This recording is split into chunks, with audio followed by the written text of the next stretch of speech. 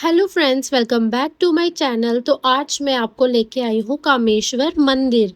जम्मू के अखनूर में स्थित कामेश्वर मंदिर और राजस्थान के खाटू धाम के बीच का आध्यात्मिक संबंध महाभारत कालीन वीर बारबरिक बाबा श्याम की कथा से जुड़ा है। तो आइए जानते हैं कुछ इंटरेस्टिंग फैक्ट्स। मान्यताओं के अनुसार ये दोनों मंदिर एक ही दिव्य शक्ति के दो अलग अलग अंगों शीश और धड़ के प्रतीक हैं। कामेश्वर मंदिर जम्मू शहर से लगभग 30 किलोमीटर दूर चेनाब नदी के तट पर अखनूर में स्थित है। मंदिर के मुख्य गर्भगृह में प्राकृतिक और अनियमित आकार की तीन प्राचीन पिंडियां और भगवान गणेश की तीन मूर्तियां स्थापित हैं, जिन्हें 5000 साल से अधिक पुराना माना जाता है। तो अब जानते हैं शीश और धड़ की मान्यता। जब भगवान श्री कृष्ण ने महाभारत युद्ध के संतुलन को बनाए रखने के लिए बारबरिक से उनका शीश दान में मांगा, तो बारबरिक ने सहर्ष अपना सिर काट कर दे दिया।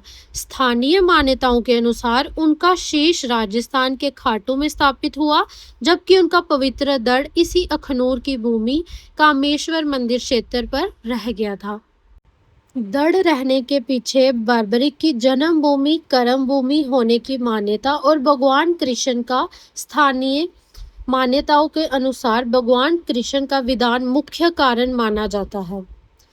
स्थानीय लोक कथाओं के अनुसार द्वापर युग में अखनूर का ये क्षेत्र वीर बारबरिक का राज्य या प्रभाव क्षेत्र था। बारबरिक भीम के पौत्र और घटोत्कच कच के पुत्र थे।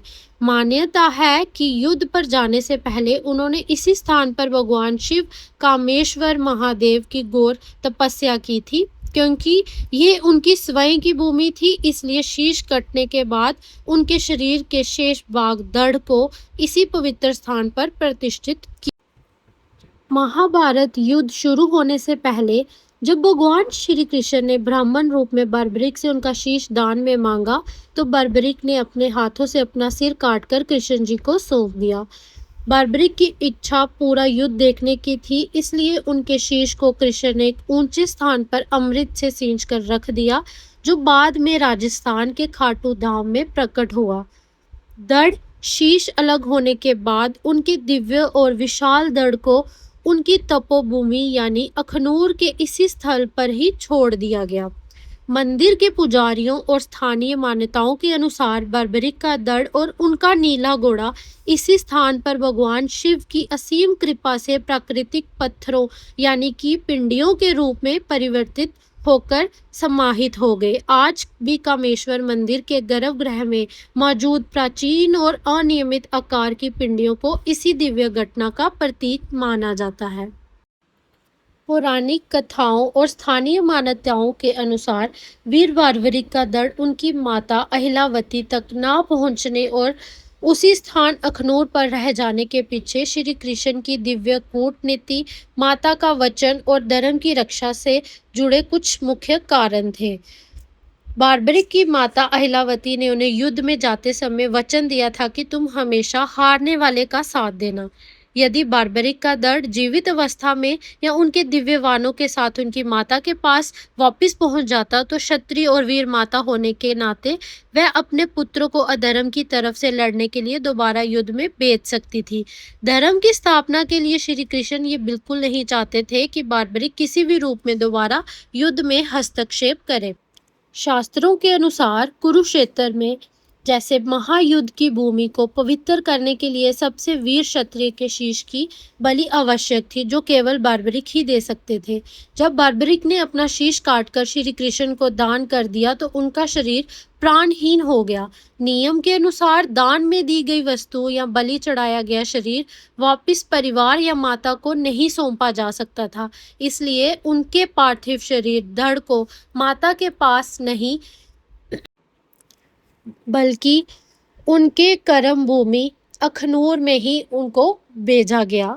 उनके धड़ को श्री कृष्ण के विधान के अनुसार बारबरिक के शीश को तो युद्ध देखने के लिए कुरुक्षेत्र के पास एक ऊंचे स्थान पर अमृत से सींचकर जीवित रखा गया, लेकिन उनके धड़ को उनके उसी प्रिय कर्म भूमि पर विलीन होने के लिए छोड़ दिया गया, जहां वह शिव जी की असीम ऊर्जा और प्राकृतिक पिंडियों के रूप में समाहित हो गए।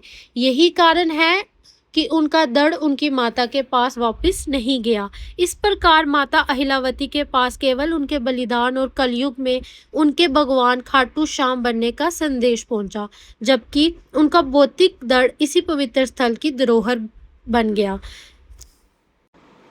अब वर्तमान समय में करोड़ों भक्तों की आस्था के अनुसार और मंदिरों के पुजारियों के अनुसार वीर बार्बरिक बाबा श्याम का दिव्य स्वरूप भारत के दो ऐतिहासिक स्थानों पर विराजित है। श्री खाटू श्याम धाम सीकर राजस्थान, जहां बाबा श्याम का वह पवित्र शीश सुशोभित है जिसे उन्होंने धर्म की रक्षा के लिए भगवान श्री कृष्ण को दान कर दिया था।